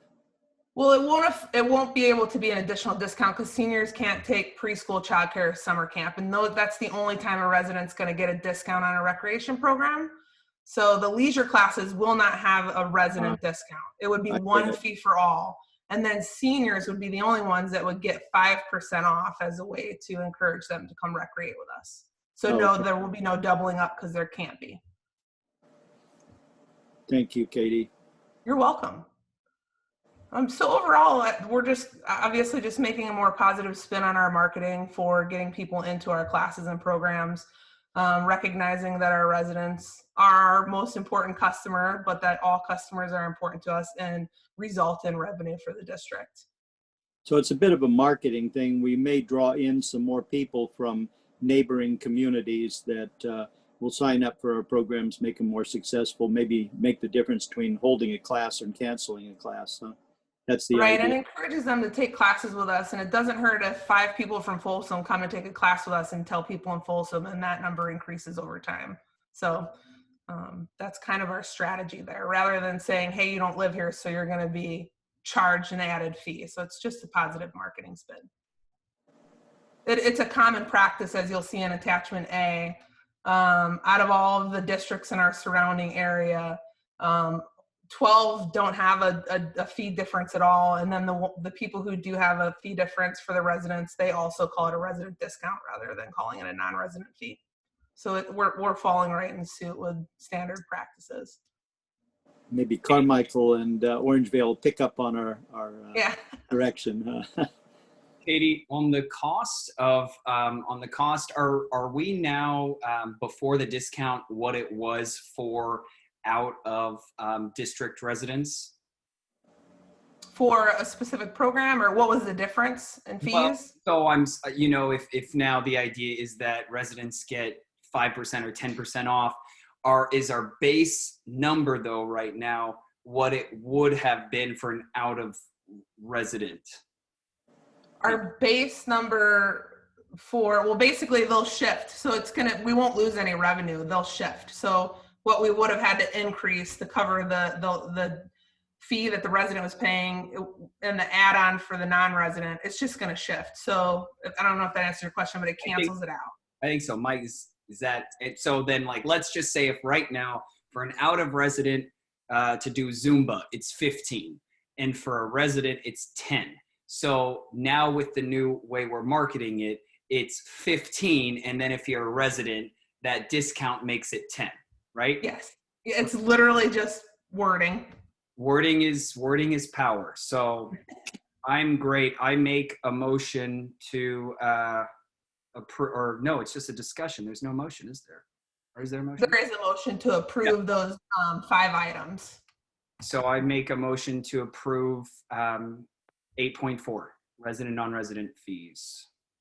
The staff recommendations. I'll second that. Okay, any other questions?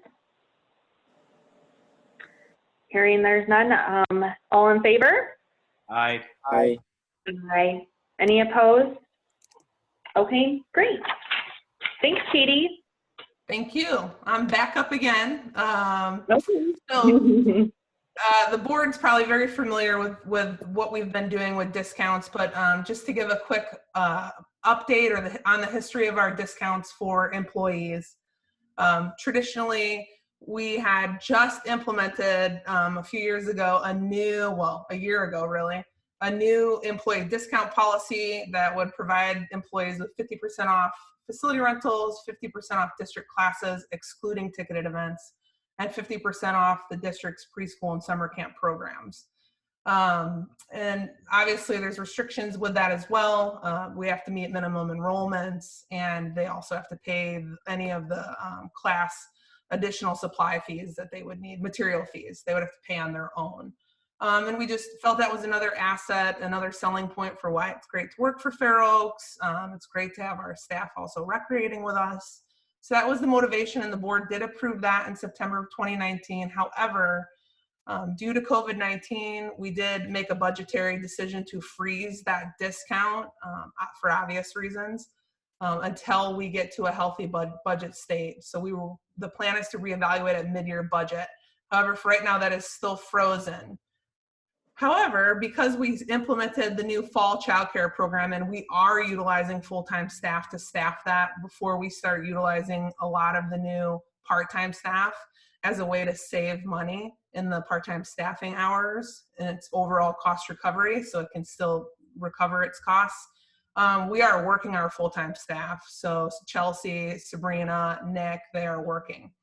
And so I had approached the management team to get their feedback on what they might think about temporarily unfreezing the ability for the staff that have to work the childcare program, who also have children distance learning at the exact same time, the ability to provide, to either waive or provide a 50% off discount. Right now with the square footage estimator that we're required to use, healthy is 12, but we're allowed to go up to 13 or 14 students. However, based on our cost recovery, 12 students works for the size of the facility for us for flow in and out. However, we have the flexibility from the state's point of view to add up to 14. So with the 2 employees that may need to utilize that ability to bring their school-age child while they're also working for us and have them be in that program and distance learn while they're there, it would only be 2 children.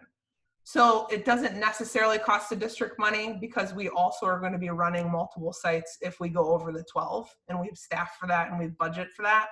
So we were asking, and we did speak with the committee on this one, the Management and Personnel Committee, and they were in support of that.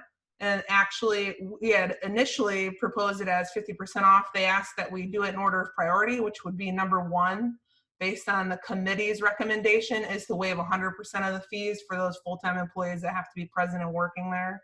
And number 2, if the board is not in line with number 1, would be to approve 50% off discount for those employees that need to be working the childcare program. So we won't need to buy any additional supplies for those students. We have exactly the amount of supplies that we need. Those students would bring all of their own supplies. So it's not going to cost any supply additions to our budget. So I don't know if the committee wants to chime in at all, but. Yeah, John isn't here, but John and I both felt this was something where the employees are, putting their health online, operating these classes with the kids, and that at very least we should support them by allowing those instructors with children, or those employees with children, to put their children into this while they do their work. And we thought it ought to be 100%, not just 50%. This is an important perk for our employees, we felt. So that's my recommendation, John's recommendation, that we go for the 100% on the daycare. I agree. I fully support this. Yeah, I think it's a great thing. I'm very pleased with the committee for coming back with the 100%. So that's not what is though on this staff report. It's at the very end of part. What would that It's at be? the end of page 2, Raymond James, and it is right before the financial analysis. Is just it's in order of the committee's preference, and their preference is number 1, that you waive 100% of the fees. And then I was asked to just list if you were not in support of that as a board, then option number 2 would have been to approve 50% off. So everybody, board members, you're all feeling good about the 100%? 100%. Yeah. Yeah. So then, do we have a motion? I'll make a motion to approve the proposed employee discount of 100% for childcare employees as recommended by the Management and Personnel Committee. I'll second. All right. All in favor? Aye. Aye. Any opposed? Okay, great. Thank you. All right, so your next one regarding Swalloway. All right, so as I'm sure you all have seen, we were asked by the board to run a park naming campaign for the park at Swalloway, since it's not technically named yet. And so we did a full campaign that kicked off on July 27th and included all the items listed in the bullets. We had an on-site in-person meetup that Mike came out to. It was like 102 degrees. It was very toasty. So we did get to meet some of those neighbors, and they were able to submit some names in person and review the designs for the park. So I think that was a really good call on Mike's part for having an in-person meetup out there. But we blanketed, we made a web page for it on our website. And so we got a lot of great feedback from the community. As you know, there's no financial impact to the naming process, maybe other than my staff time. And so as you can see, if you will reference attachment A, I particularly would like to start with suggestion number 1, Carhart Corner. But the goal tonight would be for the board that is present to review the options. I believe Mike may have mentioned in advance if you had a top 2 or 3, that would be great. If not, we can definitely go through the list. But the goal would be to look through this list and come up with a name for the park. Hopefully everybody has looked through this list so we don't have to spend all of our time doing that. My reasoning is what got the most, Swalloway. I think it makes sense. I would personally prefer to vote Swalloway. That would be my preference. Thank you. Ralph, you're muted. There's some interesting ones here but yeah, I agree. Swalloway Park makes sense in my mind. So I definitely want to nix the idea of any kind of Carhart Park until I'm dead. But I really, looking at all the potentials there, we have a citizen in this community that is nonpartisan, who has worked endlessly for our community as a supervisor and very respected person. And I am very strongly behind naming it after a nearby resident, Jim Strang.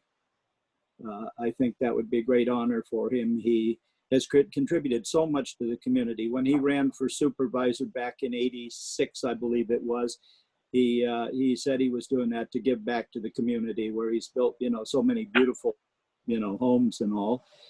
He served on the Lung Association. He's very highly respected in the community, and he lives right nearby in the Bluffs. He's never been partisan, never held a partisan office, and I just think it would be a great honor to him to name it Strang Park. And he's known all over, I think all over Sacramento. His reputation as a home builder has been, extraordinary. So that would be my recommendation.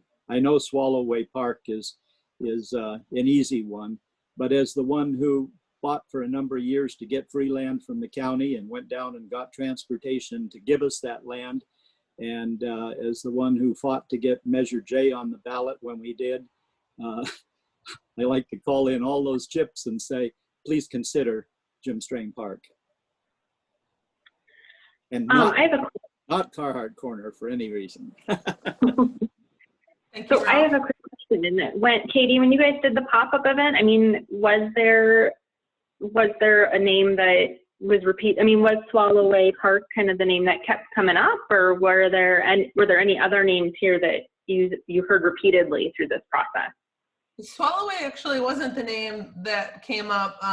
Dam Park, Friendship Park, Hazel Nimbus Park, and Hazel Ridge Park were spoken about quite a bit.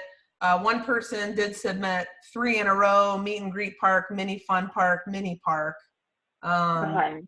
You know, so you can see there was Swallowway was mentioned twice. The Hazel Ridge Park, the Hazel Nimbus Park were mentioned the most during our pop-up event. Okay.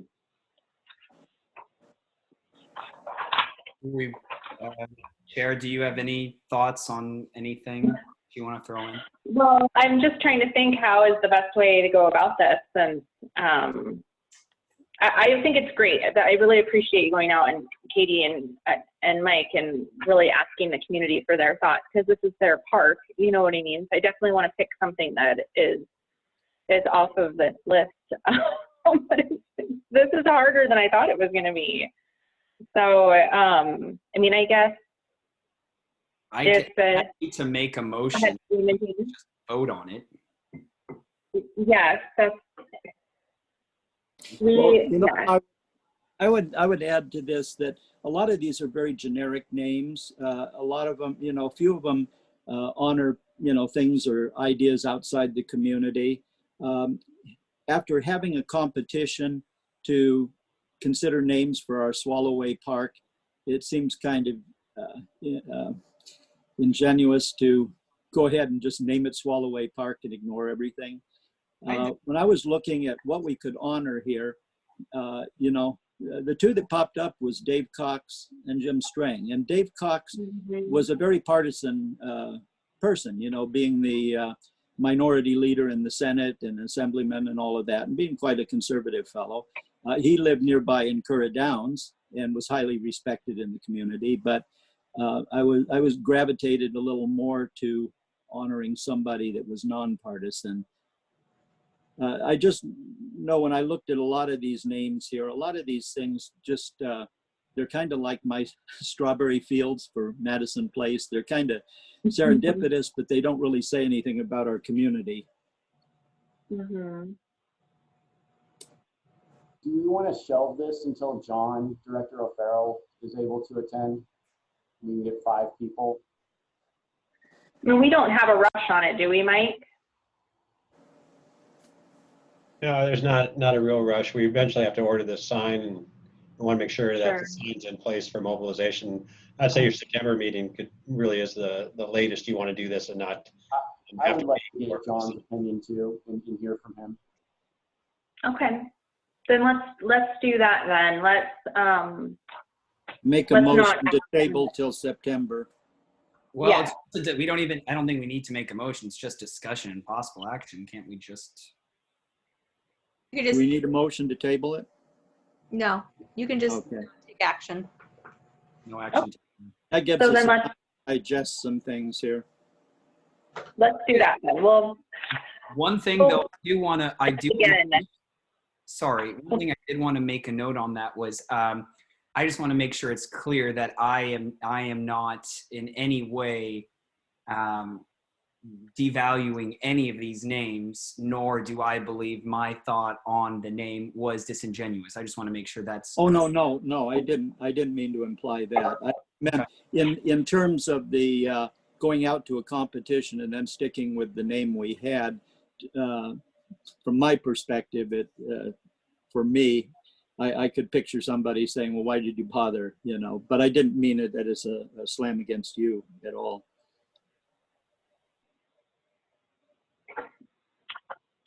Okay, let's move to our next item. So we'll start our board and staff report. So items from the board of directors.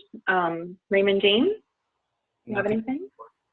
Okay, Darren? I do not have anything at this moment. All right, Ralph? I passed along to Mike last week a comment I got from somebody in the public about the tennis courts at Miller Park, usage signs and all of that. I don't think Mike and I have talked about it, but there was a complaint that there weren't the signs that used to be there that limited the time on the courts and number to call if there's issues and stuff. Yeah, Any we've ordered those signs and we will be installing those. And have you gotten back to that person? I believe Sean has, yes. Okay. Oh, sorry, Ralph, go ahead. No, just thank you. Okay. I don't have anything else. That if I could just go back, because I actually have had a couple people mention the fact that like 50% of the garbage cans have disappeared at Miller Park. And I just would hate to see garbage being thrown. I'm starting to see it like piled up next to poles or by the drinking fountain is, that the can is missing there. So I don't know if we are in process of replacing all those.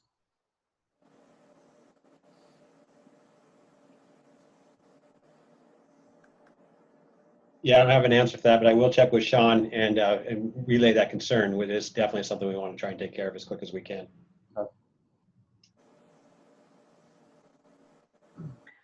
Okay, did you have anything else, Ralph?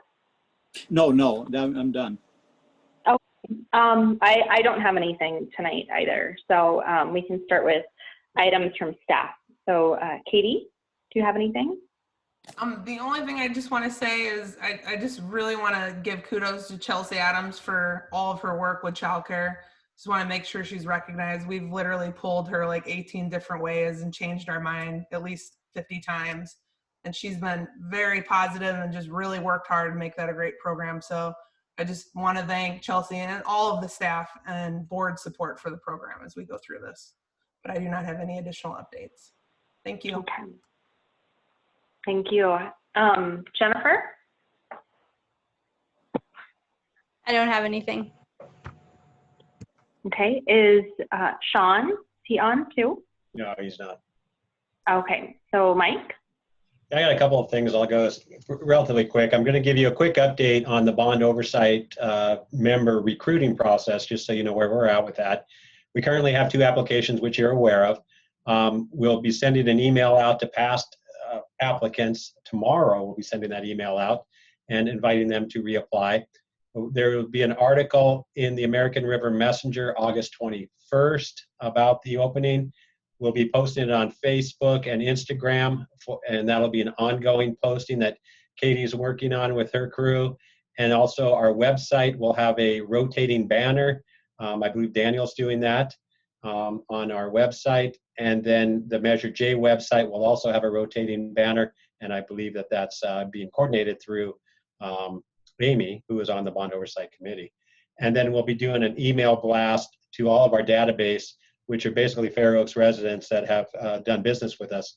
And we'll be doing that by the end of next week. So timeline for that, we'll have September 8th will be the deadline for the applications, and those need to be received here in the office. They can be emailed or dropped through the mail slot, and they can be emailed to me. September 9th, the committee will review those applications, and they hopefully will be making a recommendation to the board September 16th, and then the first bond oversight committee meeting for that new member or members will be October 6th. So if you have any questions, I can answer it about that, but that's your update for the bond oversight. And then how many people do we have on that committee right now? I don't know. We're down a couple, but we hit our minimum. I think we're 8 right now. 8. Yeah. We're adding 2. Well, it'll be up to you guys in the committee how many we add, but yeah. Can I confirm those numbers again? The deadline is September 8th. Right. The application. September 16th is the decision. Is that what you said? And the 9th is the committee's review. Uh-huh. And then the first meeting after that is October 6th. Correct. Yep. All right. A quick Gum Ranch update. I just got notification today that we are going to be doing a pre-construction meeting, which is exciting. Sometime in the next 10 days, I sent them a email that gives my availability sometime the next 10 days to get out there for a pre-construction meeting. So we're working on scheduling that. So Gum Ranch is moving forward. And once that pre-construction meeting's done, it's exciting because they'll be getting bids, and then we'll be starting construction sometime soon, hopefully. So moving on. A little bit update on La Vista. We've gone back and forth with the staff, the school district staff, San Juan Unified School District staff. We are talking about the possibility of leasing the property. We're talking about the possibility of lease to purchase the property, and we're talking about purchasing the property. My estimation is that all three of those will be in some kind of a arrangement with the San Juan Unified School District, hopefully, and they'll each have terms that'll benefit both of us. Those terms and negotiating and all that is still going to come through the board, but we're just getting through the process, getting ready for the possibility of negotiating these terms and bringing them forward to the committee and then to the board. Quick question, can we spend bond money on a long-term lease? Can we do that, or? I would have to get a ruling on that. I don't have an answer, so. And of course, if we do a lease, we have to have some protections because we are going to be dropping a lot of money in there. So and they're all aware of that. That's not a unique negotiating tactic or anything. If it's $1 a year lease, that's one thing. But yeah. And this one, I just need a little board. I need to let you know about this and making sure you're okay with it, because I do want to get out to a couple of players involved in this. But the artwork in Village Park, I would like to bring this forward to the Community Resource Development Committee on September 9th. That's the same, excuse me, that's the same committee that's reviewing the bond oversight, and that's the date of their meeting. So it makes sense that we would do it at that meeting. Bring forward the information about what could happen with the art on the mural and the mosaic in Village Park. And then hopefully that committee would then make a recommendation to the board for the September 16th meeting on how we want to proceed with that art. I would like to let the artist know, and that's why I want to run this by you prior, so when I go tell the artist that you are aware that this stuff is moving forward, and there may be some additional community input that would be occurring during that meeting as well. I'm great with that. Let's do that. I'm okay with that too. All right. So we'll make sure that we're publicizing that so people know that this serious item is going to be on the agenda. Okay. And then lastly, I am out of town. Well, I was going to be out of town tomorrow, but we got some other things going on, so I'm probably not leaving until the 21st. I'll be back the 24th. And it's my wife and I's 38th anniversary, so I will be out of town for that. Congratulations. Aww. Yeah, congratulations, Mike. Yeah. And that is exciting. All. Great. Okay, so thank you, everyone. And since we're moving that closed session to September, if we can move to item 11 and have the meeting adjourned. I'll move that we adjourn till the meeting of September 16th. Second. All right, all in favor? Aye. Aye. All right, thank you. Good night, everyone. Good night, everybody. Yeah.